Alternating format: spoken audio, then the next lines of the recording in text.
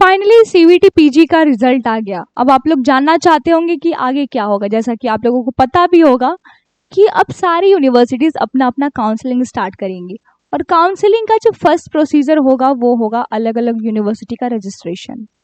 आप लोग रजिस्ट्रेशन का एक्सपेक्टेड डेट पूछ रहे थे, तो हमने ऑलरेडी आपको बताया था मई के फर्स्ट वीक में मोस्ट ऑफ द यूनिवर्सिटीज़ का रजिस्ट्रेशन स्टार्ट हो जाएगा। रजिस्ट्रेशन के लिए आपको कुछ डॉक्यूमेंट्स भी अपलोड करने होंगे, और आप लोग जानना चाहते होंगे कि वो कौन से डॉक्यूमेंट्स हैं। उसके साथ साथ बहुत सारे डॉक्यूमेंट्स आपके रिन्यू नहीं होंगे, तो उनको रिन्यू भी कराना होगा। बहुत सारे डॉक्यूमेंट्स को आपको अरेंज भी करना होगा, अदरवाइज आप लोगों के एडमिशन्स भी कैंसिल होने के चांसेस रहते हैं।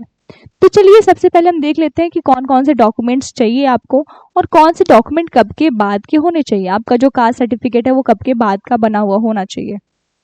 ठीक है, तो चलिए हम एक एक करके सारे डॉक्यूमेंट्स को देखते हैं, डिटेल में उनके बारे में डिस्कशन करते हैं। मैं आपको बताना चाहूँगी, और मैं आपको बार बार बताना चाहूँगी कि प्लीज़ आप अपने डॉक्यूमेंट जो है उनको अरेंज करके रखना शुरू कर दीजिए। अदरवाइज अगर आपके पास कंप्लीट डॉक्यूमेंट नहीं हुआ, या फिर डॉक्यूमेंट में थोड़ी सी भी गड़बड़ी हुई, तो आपके एडमिशन कैंसिल होने के चांसेस रहेंगे। सबसे पहले अगर बात की जाए तो सबसे पहले आपका आधार कार्ड होना चाहिए। अगर आपके पास आधार कार्ड नहीं है तो पैन कार्ड, कुछ भी ऐसा प्रूफ की तरह होना चाहिए आपके पास जिसपे कि आपका फोटो हो। ठीक है, आधार कार्ड सबसे बेस्ट रहता है, तो अगर आपके पास आधार कार्ड है तो वो बेस्ट है, आप उसको यूज करो। उसके बाद कैटेगरी सर्टिफिकेट चाहिए।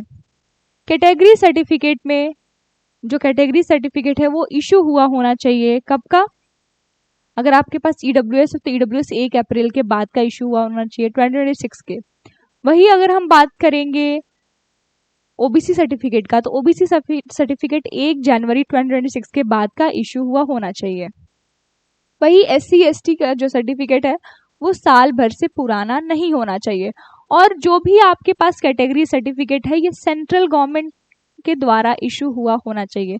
स्टेट गवर्नमेंट्स के कास्ट सर्टिफिकेट नहीं चलेंगे, स्टेट गवर्नमेंट के कास्ट सर्टिफिकेट नहीं चलेंगे, सेंट्रल गवर्नमेंट के चाहिए। मैं वापस से बता दी आपको। और बहुत सारे बच्चों के मन में डाउट आ रहा होगा कि अभी से आप लोग शुरू हो गए हो कि मैम क्यों कास्ट सर्टिफिकेट अरेंज कर लो, क्यों आप लोग अभी से ही। तो मैं आपको बताना चाहूँगी बनने में भी तो टाइम लगता है। अगर आप कल दोगे बनने के लिए तो उसको लगेगा 10-15 दिन, जैसा कि आप देख पा रहे होगे। 15 डेज प्लस ही लगेगा आपका। ठीक है, और आपके पास इनकम सर्टिफिकेट भी होना चाहिए। ठीक है, बहुत सारे बच्चों के मन क्वेश्चंस आ रहे थे मैम क्या इनकम सर्टिफिकेट भी लगेगा। हाँ, तो अगर आप अदर देन जनरल कैटेगरी हो तो आपका इनकम सर्टिफिकेट भी लगेगा। ईडब्ल्यूएस से हो, ओबीसी से हो, तो आपका इनकम सर्टिफिकेट भी लगेगा। और इन तीनों डॉक्यूमेंट के बेसिस पे ही आपका जो कास्ट सर्टिफिकेट है वो बनेगा। उसके बाद और भी डॉक्यूमेंट जो है वो इम्पोर्टेंट है, जैसे कि आपका 10th का रिजल्ट होना चाहिए आपके पास, 12th का रिजल्ट होना चाहिए, ग्रेजुएशन का रिजल्ट होना चाहिए। अब ग्रेजुएशन के रिजल्ट में भी आप लोगों का बहुत सारे लोगों का डाउट आ रहा है कि मैम जो ग्रेजुएशन का रिजल्ट है हमारा तो अभी लास्ट सेमेस्टर का एग्जाम ही नहीं हुआ है, तो अभी रजिस्ट्रेशन स्टार्ट हो जाएगा 4-5 दिन में, तो हम कहाँ से अपलोड करेंगे। मैं आपको बता दूं अभी जो आपके एग्जाम होंगे वो लास्ट सेमेस्टर के 6 सेमेस्टर के एग्जाम्स होंगे, तो आप चाहे तो आप 5th सेमेस्टर के भी डॉक्यूमेंट्स अपलोड कर सकते हैं।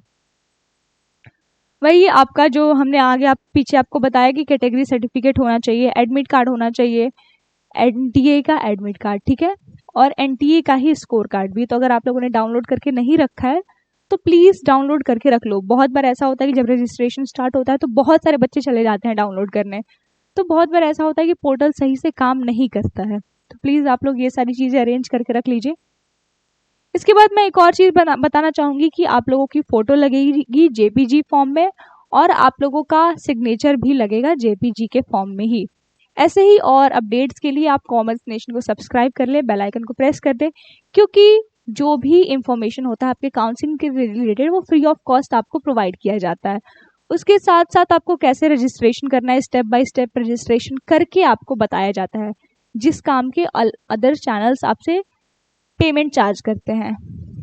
आप लोगों ने खुद देखा होगा कि बहुत सारे चैनल्स पे कि हमारा पेड काउंसलिंग स्टार्ट हो गया है, तो प्लीज़ आप इस बैचेस में इनरोल हो जाइए। क्या होगा उस पेड बैच में बताइए, आपको इन्फॉर्मेशन प्रोवाइड की जाएंगी, वो commerce nation free of cost provide कर रहा है, आपके फॉर्म भरे जाएंगे। इस कॉमर्स नेशन आपको स्टेप बाय स्टेप बता रहा है, फॉर्म भर के बता रहा है कि कैसे फॉर्म भरना है, उतना देख के तो आप लोग फॉर्म भर ही लोगे ना। अगर नहीं भर पाओगे तो जाके किसी साइबर वाले से भरवा लोगे, 50-100 रुपए लगेंगे। बाकी आपके जो आप बैचेस ले रहे हो काउंसलिंग के, तो उसके तो पैसे आपके बचेंगे ना। ठीक है, फिर आज के लिए इतना ही। बाकी नेक्स्ट वीडियो आपको जिस भी इंफॉर्मेशन पे चाहिए आप नीचे कमेंट करके कमेंट सेक्शन में बताओ। Thank you, bye bye.